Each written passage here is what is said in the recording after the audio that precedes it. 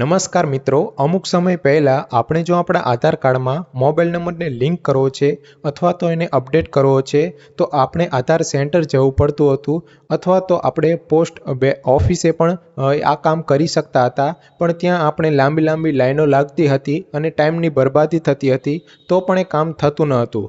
તો આ બાબતે સરકારે એક નવું અપડેટ બહાર પાડ્યું છે, જેમાં તમે ઘેર બેઠા જ ઓનલાઈન પોતાના આધાર કાર્ડમાં મોબાઈલ નંબર અપડેટ અથવા તો લિંક કરી શકો છો.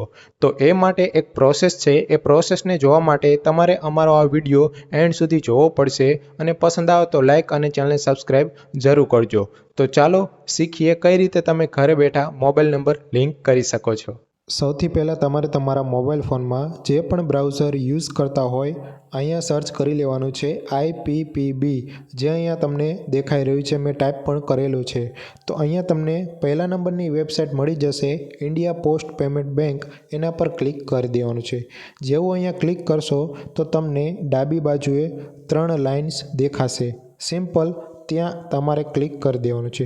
જેવું ક્લિક કરશો તો તમને અહીંયા ઘણા બધા ઓપ્શન દેખાતા હશે. તો અહીંયા જે સર્વિસ રિક્વેસ્ટ છે એના પર ક્લિક કરી દેવાનું છે. તો અહીંયા તમને ફરીથી 2 ઓપ્શન દેખાતા હશે. એક છે IPPB કસ્ટમર અને નોન IPPB કસ્ટમર. તો તમારે બીજા નંબરનું ઓપ્શન છે નોન IPPB કસ્ટમર, ત્યાં ક્લિક કરી દેવાનું છે. ત્યાં ક્લિક કર્યા પછી તમને અહીંયા 2 ઓપ્શન દેખાશે. એમાં જે પહેલું ઓપ્શન છે service request form door step banking, ત્યાં ક્લિક કરી દેવાનું છે. જેવું તમે અહીંયા ક્લિક કરશો તો તમારી સામે અહીંયા લખેલું આવશે બધી વસ્તુ. એક ફોર્મ ખુલશે, service request form door step banking. તો અહીંયા તમે ઓનલાઈન જે પણ સર્વિસનો લાભ ઉઠાવવા માંગતા હોય અહીંયા આપેલી છે. આટલી બધી સર્વિસ ચાલુ છે પોસ્ટ પેમેન્ટ બેંકની. તો અહીંયા આપણે આધાર નંબર મોબાઈલ લિંક અપડેટ કરવાનો છે.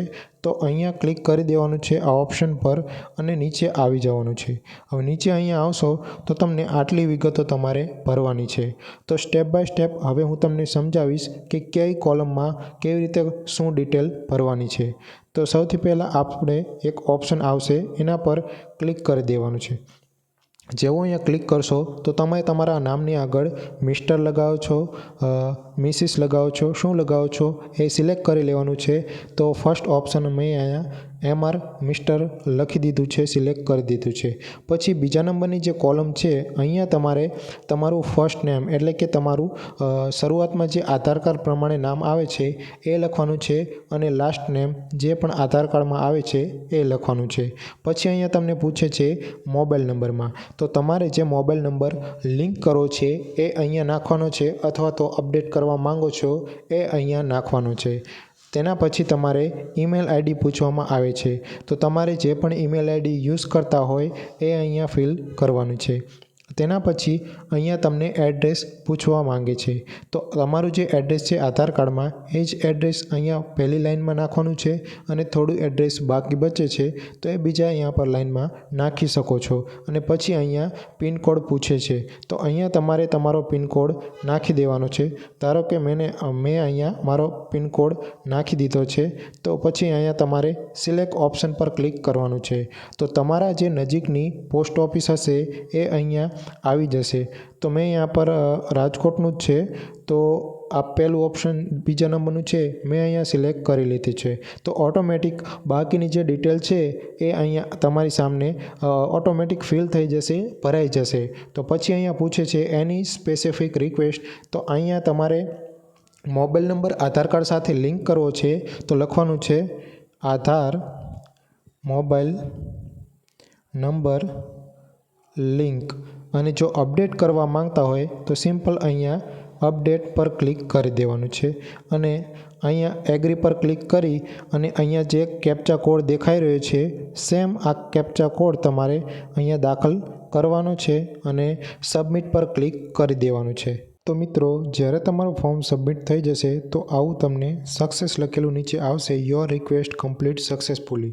તો અહીંયા તમારી જે પણ તમે ડિટેલ ફિલ કરી એ અહીંયા પહોંચી જાય છે પોસ્ટ ઓફિસ દ્વારા. હવે થોડાક જ દિવસોમાં જે પોસ્ટમેન છે એ તમને અહીંયા પર કોલ કરશે અને તમારા ઘેર આવશે અને પોતાની સાથે ફિંગરપ્રિન્ટ ડિવાઇસ પણ લાવશે અને એમાં તમારો અંગૂઠો લેશે અને મોબાઈલ નંબર લિંક કરવાનો છે તો એ લિંક કરશે અથવા અપડેટ કરવાનો છે તો એ અપડેટ કરશે અને એની ચાર્જ છે ફીસ લેશે ₹50. તો એ તમે આપશો એટલે તમારું કામ કમ્પ્લીટ થઈ જશે અને થોડાક જ દિવસોમાં એ અપડેટ પણ થઈ જશે. તો આજના વિડીયોમાં બસ આ જ હતી માહિતી જે મેં તમને આપી છે. જો વિડીયો પસંદ આવે તો લાઈક કરો અને મિત્રો સાથે શેર કરજો. જય હિન્દ, વંદે માતરમ.